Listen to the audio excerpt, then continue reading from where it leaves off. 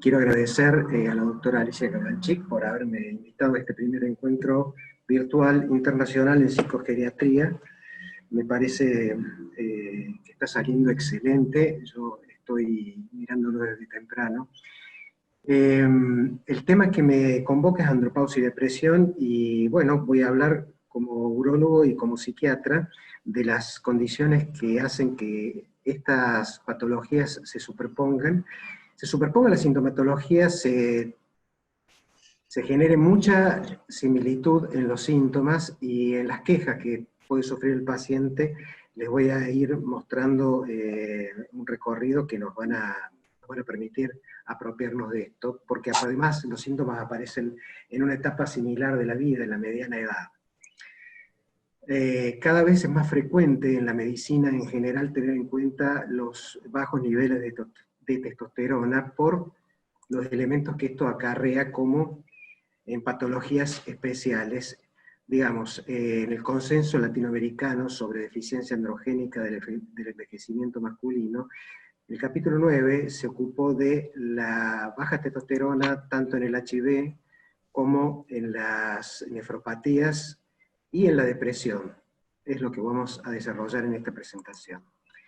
Con el paso de los años en el hombre se van manifestando muchos síntomas, entre los cuales los trastornos sexuales y alteraciones del humor son marcados. Sabemos que muchas veces los varones no relacionan entre sí la calidad de estos síntomas, y muchas veces van consultando de médico en médico, y a veces los profesionales tampoco damos un tratamiento unívoco, sino que vamos tratando las distintas partes descompuestas.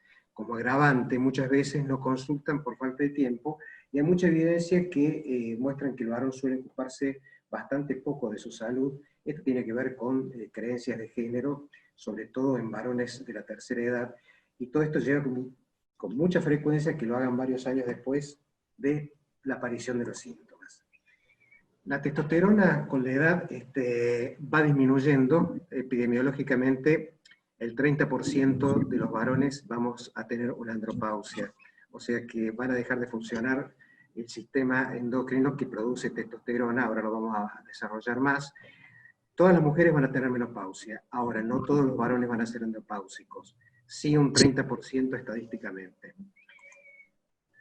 Vemos en el estudio de envejecimiento de Massachusetts cómo a medida que se avanza en la edad aparecen la disminución de la testosterona y también aparece más disfunción eréctil. Entonces, un varón de 80 años, la posibilidad de tener testosterona baja y tener disfunción eréctil es mucho más alta que en uno de 60 y que en uno de 40.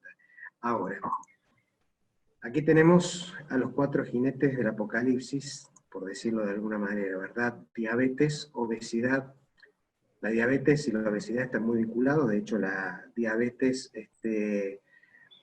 a la hipertensión y a la dislipemia, y la obesidad también, pero todos ellos están vinculados con la andropausia.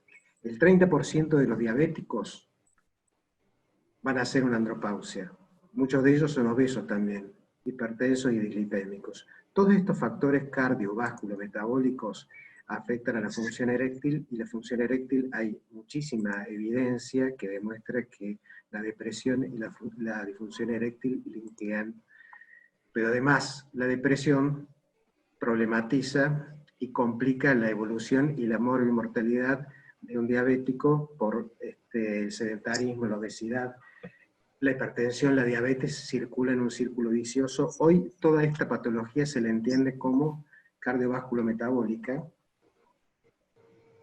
y se habla del síndrome de isquemia pélvica crónica. La isquemia pélvica crónica es un cuadro que no solamente degenera el intestino, sino todo el aparato urogenital, y por supuesto que un síntoma diana de todo esto es la disfunción eréctil. Pero la disfunción eréctil no aparece sola. Cuando yo les mostraba que a los 80 años un varón tiene una alta posibilidad de tener disfunción eréctil, no tiene que ver con la edad, tiene que ver con la patología que ha ido hilvanando a lo largo del tiempo. La testosterona se produce en 3 momentos de la vida. El primer momento es en el primer trimestre del embarazo, donde se necesita para que el embrión se modifique y se diferencie sexualmente hacia varón, ¿verdad? El segundo pico es apenas nace, pero vuelve a caer rápidamente. Y el tercer pico se produce en la adolescencia, con todos los cambios que conocemos que tiene un adolescente. Ahora, ¿Eso va a durar toda la vida, ese nivel de testosterona? No, podríamos decir que a los 25 años tenemos el mayor nivel de testosterona y que luego, a partir de los 40, va a ir bajando aproximadamente el 2% por año, pero se estabiliza en una meseta propia para cada edad, donde, por eso les decía que no todo varón va a ser andropáusico, sino que cuando baje por debajo de la línea ideal para esa etapa de la vida, recién va a entrar en andropausia. Vemos, perdón porque se me superponen algunos carteles y me dificulta, la asociación entre los distintos niveles de testosterona y los síntomas que van a ir apareciendo. A medida que va decreciendo la testosterona, fíjense, podemos decir que de 4 a 8, para conceptualizar un término gráfico, de 4 a 8 nanogramos por mililitro de testosterona, en esos valores estaría lo normal. En 3.2 ya empieza a haber disminución de las erecciones matinales, de la función eréctil y de la frecuencia y fantasía sexual, en cuanto a pensamientos.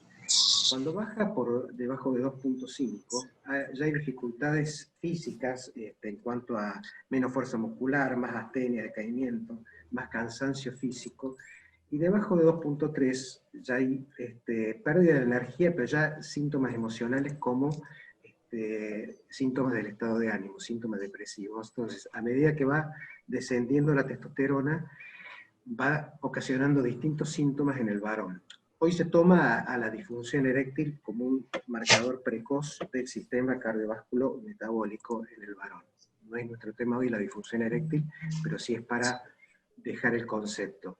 ¿Qué es la andropausia entonces? Son los cambios físicos y emocionales que, a pesar de estar relacionados con la edad, también deben estar asociados a alteraciones hormonales significativas. Piensen, por ejemplo, en el hipotiroidismo. El hipotiroidismo uno lo puede inferir clínicamente por una serie de síntomas y signos, pero debe corroborarlo desde el laboratorio. Esto es lo mismo, uno puede pensar que un varón está andropáusico por una serie de síntomas y signos, pero debe tener un laboratorio hormonal que lo justifique.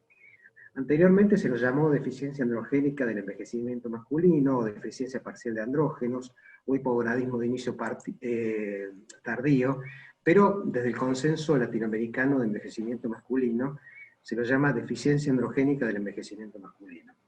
Esa es la forma correcta. Andropausia sería un término de divulgación, pero a los fines prácticos de la presentación yo voy a seguir utilizando el término andropausia. Un recuerdo del eje hipotálamo-gonadal, que es la interfaz anatómica y funcional entre el sistema nervioso y autónomo, y endocrino, perdón. Tenemos aquí la hipófisis, arriba el hipotálamo y la tuberosidad. El hipotálamo, estimulado por la corteza cerebral, por ejemplo, en visiones, pensamientos, todo eso actúa rápidamente para que en el hipotálamo se genere el factor liberador de gonadotrofinas que actúan sobre la hipófisis para que liberen la hormona folículo estimulante que actúa sobre la célula de Sertoli para generar espermatozoides, pero a nosotros lo que nos interesa es la hormona luteinizante o LH, que al actuar sobre los testículos produce testosterona. Una vez que el testículo produce testosterona, tiene dos frenos, a nivel de la hipófisis y a nivel del hipotálamo. O sea que es todo un eje hipotálamo, hipófiso o nadal. Aquí tenemos un corte histológico testicular, vemos los túbulos seminíferos, de hecho se ven algunos espermatozoides, y esta es una célula de Leydig, triangular, que es la que produce testosterona y es estimulada desde la hipófisis. La testosterona se produce el 95% en el testículo. Solo un 5% en las glándulas suprarrenales, por eso en los cánceres avanzados de próstata hay que bloquear no solamente lo que produce el testículo, sino lo que produce la glándula suprarrenal. La testosterona viaja unida a la SHBG o hormona portadora de globulinas sexuales, pero cuando medimos testosterona total, estamos midiendo la que es unida a la SHBG junto con la libre y la ligada a la albúmina, que tiene una ligación fácil de desprenderse en las células. Entonces, las biológicamente activas son las testosteronas biodisponibles, que es la libre y la ligada a la albúmina. La ligada a la SHBG no es biológicamente activa. Con la edad aumenta la SHBG y disminuye la testosterona biodisponible. Este es un concepto importante porque un varón con testosterona total normal si no medimos la testosterona biodisponible, podría estar andropáusico con testosterona normal, porque en realidad estamos midiendo todo lo global, pero la que está unida a la proteína transportadora que no es biológicamente útil. ¿Qué sucede entonces en el hipogonadismo? Bueno, declina la producción de testosterona por parte del testículo, se atenúan las fluctuaciones circadianas, que a la mañana, a las 8 de la mañana es el pico de testosterona, baja el número de células de Leydig para producirlas, baja el número de replicación de las mismas porque se agota la replicación, la reproducción. El testículo no responde al estímulo que hace la hipófisis y el hipotálamo, y el hipotálamo falla en aumentar el estímulo de la hipófisis, o sea que falla todo el eje, no es una falla solo del testículo. Todo el eje en alguno de los niveles va fallando. La testosterona la necesitamos en todas las etapas de la respuesta sexual, deseo, excitación, en cuanto a la erección, el volumen de semen disminuye, la eyaculación puede inclusive ser tan retardada que llega a la anorgasmia, y la detumescencia puede producirse antes de la eyaculación. En todas las etapas de la respuesta sexual son testosteronas dependientes. ¿Qué síntomas o con qué se vincula el hipogonadismo, la andropausia? Pérdida de la libido, insomnios, sofocos, tristeza, depresión, aumento de la masa adiposa, sobre todo en la zona media. El varón, por aromatización de la testosterona, sobre todo cuando está obeso, suele tener un aumento de la glándula mamaria, aumento del diámetro, sobre todo en la zona media de la cintura, pérdida de adelgazamiento del vello púbico, fatiga, falta de motivación sexual, muchos síntomas sexuales, como veremos más adelante también. Pero empiezan a aparecer los síntomas del estado de ánimo, que están vinculados también a la modificación que tiene el cuerpo y a la disfunción sexual acompañante. Es importante tener en cuenta que la testosterona también está vinculada a la función hepática, a la turgencia de las faneras, piel y faneras, a la función eréctil, como le decía, a la pérdida de masa muscular, pero sobre todo, y me interesa dejar destacado, el 2% de huesos por año se pierde en la andropausia. Esto hace que un varón andropáusico tenga la posibilidad de tener una densidad mineral ósea muy marcada, y la fractura de fémur en el varón es un riesgo de morbimortalidad altísimo. El tratamiento con testosterona mejora mucho la densidad mineral ósea en varones con hipogonadismo. Y con respecto al cerebro, es muy interesante los resultados de la neurobiología, ¿verdad?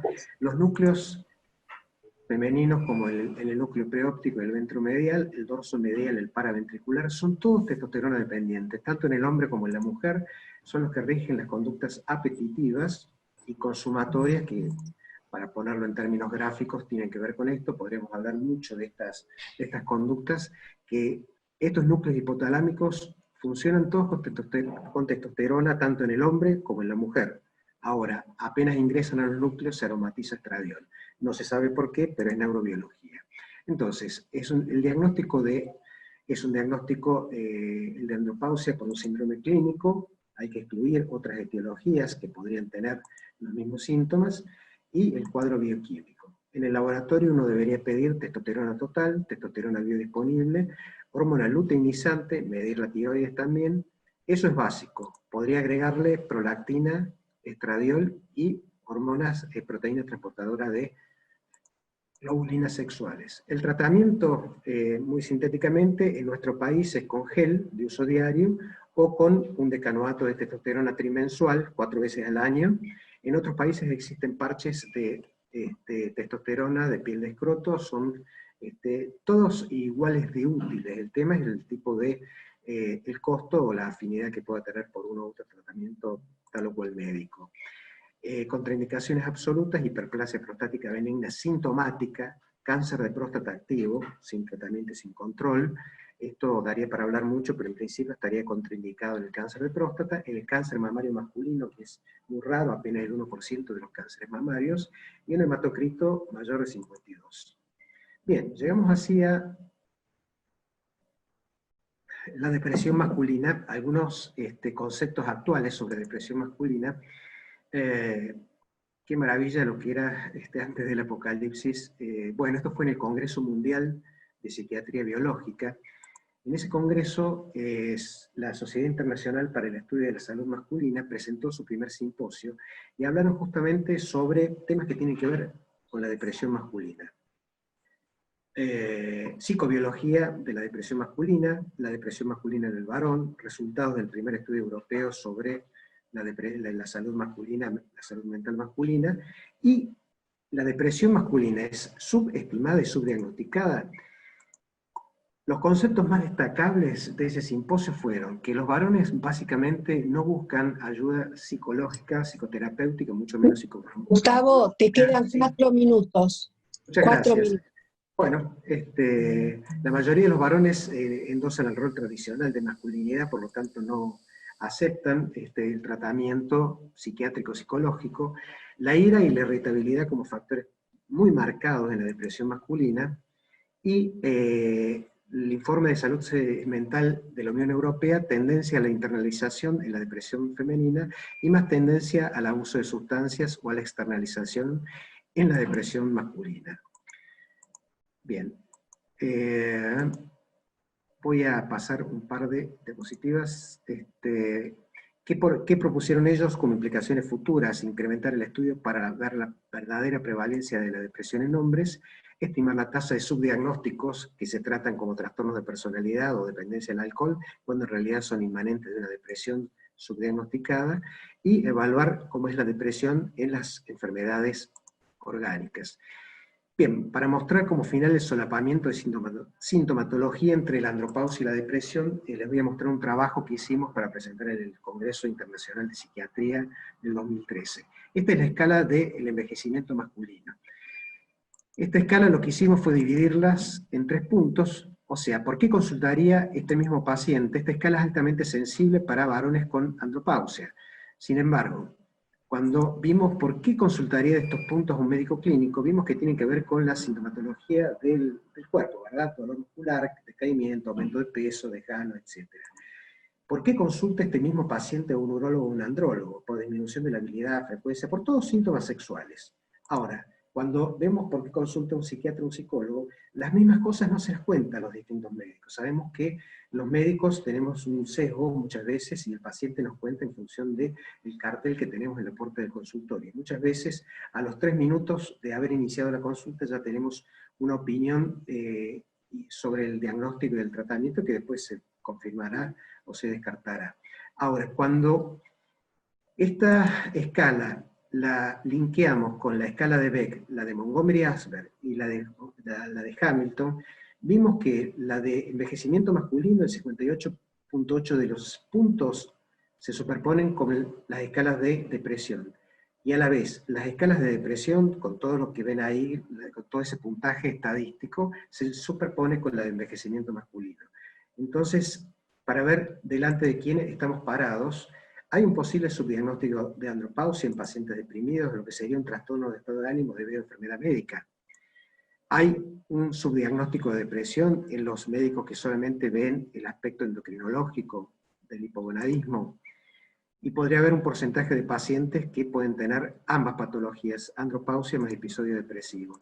En el eje 1 tenemos la depresión y en el eje 3 tenemos la andropausia. Sin embargo, vemos cómo se superponen la queja, la sintomatología, y como consideración final del consenso latinoamericano de deficiencia androgénica, se recomienda la pesquisa de hipogonadismo en pacientes con depresión mayor o síntomas depresivos asociados a síndromes metabólicos u obesidad, y se recomienda la pesquisa de depresión en pacientes con hipogonadismo.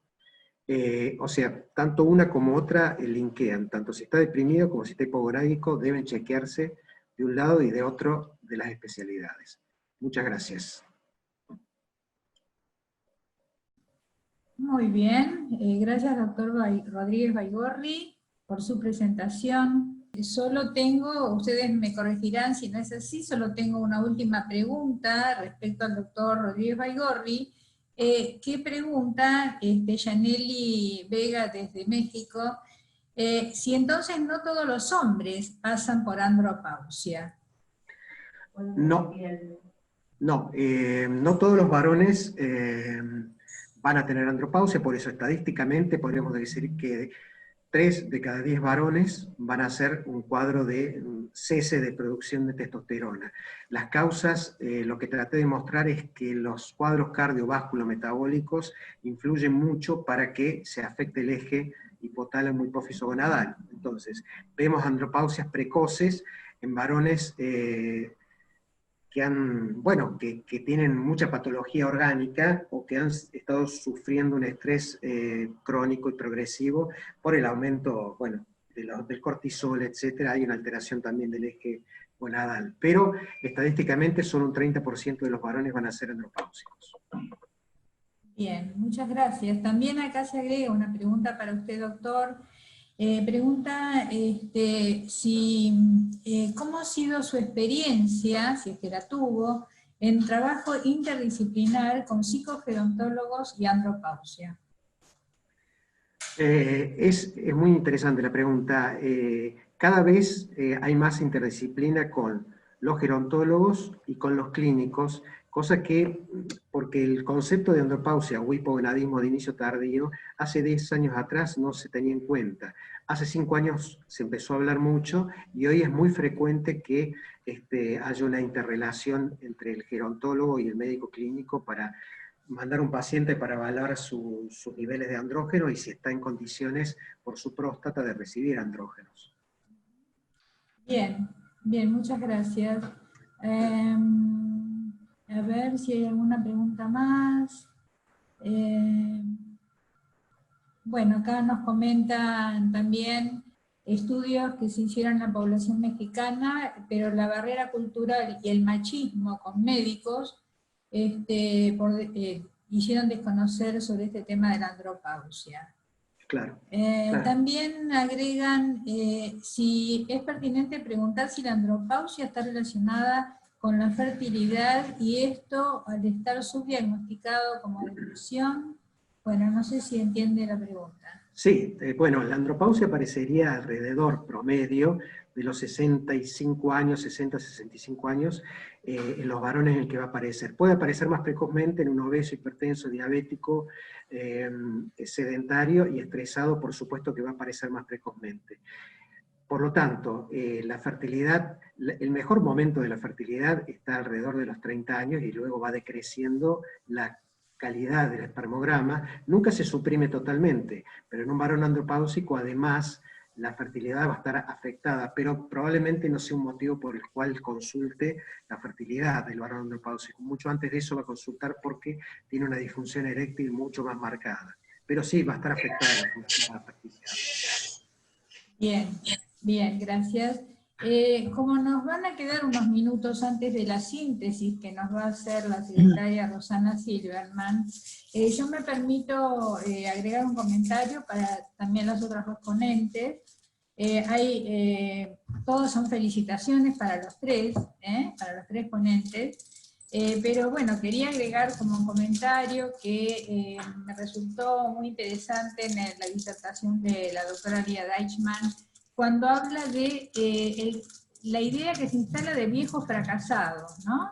Ella habló de viejos fracasados, como que se instala ese estereotipo, digamos, ¿no?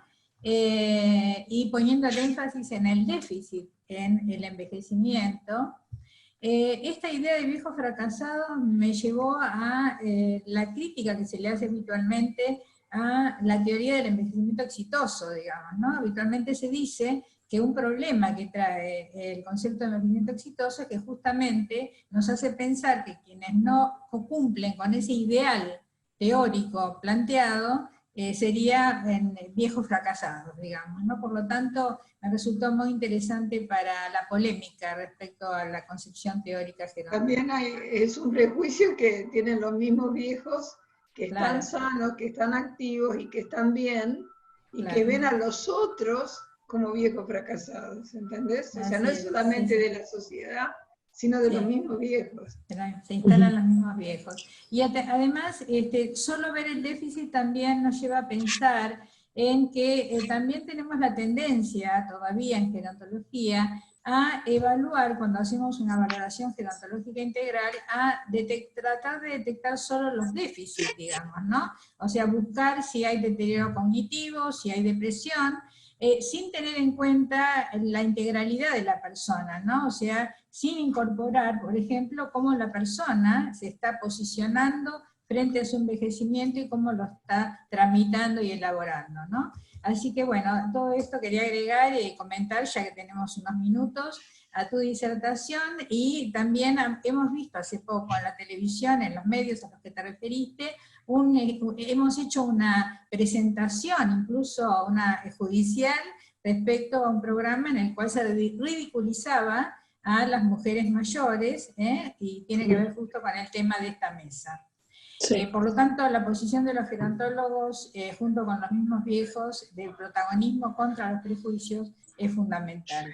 Graciela, sí. Acá estoy viendo alguna pregunta muy importante A ver. de Analía Rome, si el tratamiento con testosterona es efectivo para enlentecer la desmineralización ósea, ¿por qué son tan pocos los pacientes medicados? Y por qué son subdiagnosticados.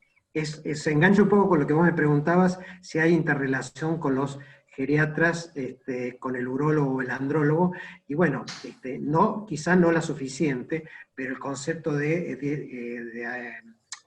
desmineralización ósea en la andropausia es muy importante por lo que te decía de la fractura del fémur y la morbimortalidad altísima que tiene el varón, no así la mujer, con la misma patología. Bueno, muchas gracias. Y el comentario que quería hacer respecto a la presentación de Miriam Monzor, para dar luego el paso a la síntesis de la mesa, es lo interesante del caso clínico que nos muestra en una paciente, digamos, que llega a la dementización, la presencia como de un agujero de simbolización en su historia vital, ¿no es cierto? Es decir, un agujero de simbolización que le impidió o le produjo un déficit en la elaboración de los duelos, y ese agujero de simbolización que luego pasa a tapar en la demencia con estos objetos, digamos, delirantes, ¿no?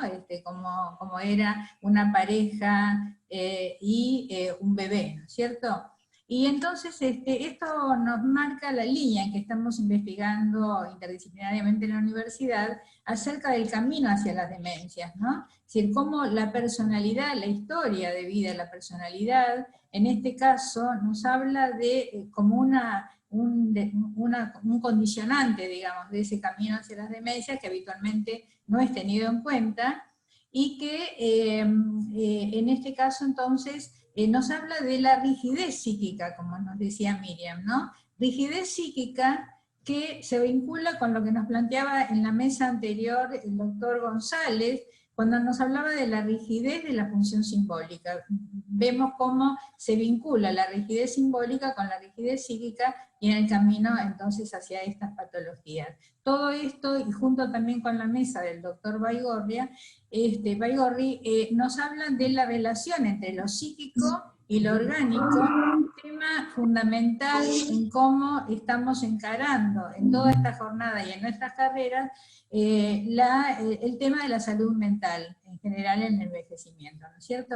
Así que ahora, si les parece, si no hay alguna otra pregunta, pasamos a la síntesis. Bueno, voy a tratar de estar a la altura de las circunstancias. Lo primero que me llamó, realmente es muy interesante, es como partiendo de enfoques diferentes, o sea, focalizando en lo social, como hizo la doctora Lia Deichmann, focalizándose en lo psicológico o psiquiátrico, o en lo psi, como la doctora Monzor, en lo bio, como hizo el doctor Rodríguez Baigorri, cómo se llega igual a que la salud es tanto biopsicosocial que no importa de dónde partas, nos puede traer padecimiento psíquico. O sea que ahí muestra exactamente por qué la salud es biopsicosocial. Y está emparentado con lo que vos decías, Graciela, recién. Bueno, con respecto a la ponencia de la doctora Lia Deichmann, que habló sobre discriminación, violencia y protección de los derechos de las mujeres mayores, ella hizo referencia a los cuidados a largo plazo, las personas que demandan cuidados y que requieren un modelo de atención que seguramente dominará a corto y mediano plazo las necesidades de atención. Y también hace referencia a los prejuicios asociados a los menos capaces, a los que son vistos como fracasados. Como decías vos, Graciela, acerca del envejecimiento exitoso, por suerte, ya casi no lo usamos, o sea, no lo tenemos en cuenta y hablamos del envejecimiento activo o saludable, que ahora está el diseño del envejecimiento saludable sustentable. Después, Lía habló sobre, hizo foco en el envejecimiento femenino, la discriminación de género, y cómo ambos, tanto por el envejecimiento femenino o la discriminación de género con relación a otras discriminaciones, sufren discriminaciones y violencias diferentes. Y también hizo mucho hincapié en que se agrava cuando hablamos de grupos étnicos minoritarios. No solo grupos étnicos, o sea, ¿dónde están? Si son de origen rural, si son de origen urbano, la posibilidad de accesibilidad, todo esto va agravando toda esta violencia que genera. Frente a las desigualdades de trato, discriminación por edad o discriminaciones múltiples, es imperativa las herramientas que surgen de la Convención Interamericana de los Derechos de las Personas Mayores. O sea, esto puede ser una buena herramienta y por suerte ya hay 8 países que adhirieron o ratificaron. Después se habla de las recomendaciones para aprovechar todo el caudal de posibilidades que ofrecen las personas mayores. Esto es mirar las posibilidades, no los déficits, que son muchas, ¿sí? Y entre algunas ella menciona la experiencia de la resolución de conflictos, la contribución económica que hacen las personas mayores y la transición de los valores intergeneracionales. Y creo que para que se valorice esto y para que cada vez haya menos prejuicios, menos violencia, todos estamos haciendo estas cosas que estamos haciendo y todos los eventos y todo lo que realmente, bueno, el esfuerzo que se hace. Seguramente dijo un montón de otras cosas más, pero evidentemente no habría tiempo tampoco. La doctora Monzor hizo, habló de trauma, incertidumbre y salud mental y presenta un caso clínico bastante atípico, muy interesante realmente. Muchas gracias, doctora.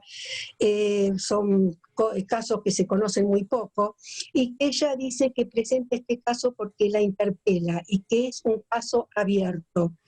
Refiere de que una señora a partir de una infección urinaria tiene un síndrome confusional, sufre trastorno isquémico transitorio con 6 días de manía, y que con la familia consulta. Esto está asociado a situaciones traumáticas vividas que ella especifica muy bien. Habla de un síndrome de identificación errónea, y a partir de investigaciones previas que están hechas acerca de personas que son víctimas de situaciones traumáticas, tiene la hipótesis que las personas que han sufrido situaciones traumáticas presentan más frecuentemente trastornos de la memoria que lo normal para la edad, y también que la depresión está asociada frecuentemente a trauma y trastorno de estrés postraumático, o sea, al trastorno de estrés postraumático. También esto se agrava por la situación de pandemia, y comenta o dice que María tiene una enfermedad severa y evolutiva con síntomas restitutivos y reparatorios exitosos, y que se pregunta si tiene que ver con su personalidad, con la reserva afectiva emocional en el curso de la vida, o una identidad flexible, que ella piensa que no, que esta señora no tiene una identidad flexible. En un momento determinado la medicó a María, que la medicó con un antidepresivo y le subió la quetiapina, y que se replanteó la necesidad de darle más antipsicóticos, porque ella en este momento se sentía bien, estaba compensada a partir de estas sustituciones, y que con la familia y estaba haciendo una psicoeducación. Más o menos espero, Miriam, no haber metido demasiado las patas, no sé si está por ahí, no la veo. Sí, te está escuchando, sí, Bueno. te está escuchando. Sí, te estoy escuchando, Rosa, gracias. Muy bien, muy bien. Bueno, y después habló el doctor Gustavo Rodríguez Baigorri, y bueno, primeramente agradecerles que hayan traído este tema a esta jornada, porque realmente hay como una negación, está muy negado, y son los hombres que van al médico en estas circunstancias lo hacen en forma individual. No es una corriente masiva de que uno ve que la persona mayor tiene ese problema y le dice anda, o ya está la costumbre de que haga la consulta. Así que realmente muchísimas gracias. Él habló de la deficiencia androgénica del envejecimiento masculino y cómo los síntomas se van manifestando con el paso de los años y están asociados a los niveles de testosterona. Los cambios están asociados a la edad y están relacionados con alteraciones hormonales significativas y vincula la andropausia con la depresión como un síntoma visible. Ahora también dice, y esto es muy importante, que no, bueno, después habló de los tratamientos, de las investigaciones y todo eso, que no, por supuesto no vamos a repetir, pero dice que no todos los hombres van a ser andropáusicos, que menciona un 30%. Y también habló de las enfermedades que están asociadas a la andropausia, como la hipertensión, la diabetes, la obesidad, y una más, doctor. La diabetes, la obesidad y el sedentarismo son todo lo que propicia los factores cardiovasculometabólicos que a la vez se alimentan con la depresión y la andropausia. Muy bien, bueno, muchísimas gracias a los tres, realmente excelentes exposiciones. Muchas gracias a la mesa, muchas gracias a la doctora Cabanchik, muchas gracias a los oyentes. Bien, y gracias a los panelistas y a nuestra secretaria Rosana Silverman, hemos terminado a tiempo y les diría a los expositores que no dejen de leer todos los comentarios tan, digamos, satisfactorios y de tanta felicitación por la excelencia de sus presentaciones, para exaltar un poco nuestro narcisismo, que no viene mal a veces, ¿no es cierto? Bueno, así que dejamos esta mesa y damos paso a la siguiente.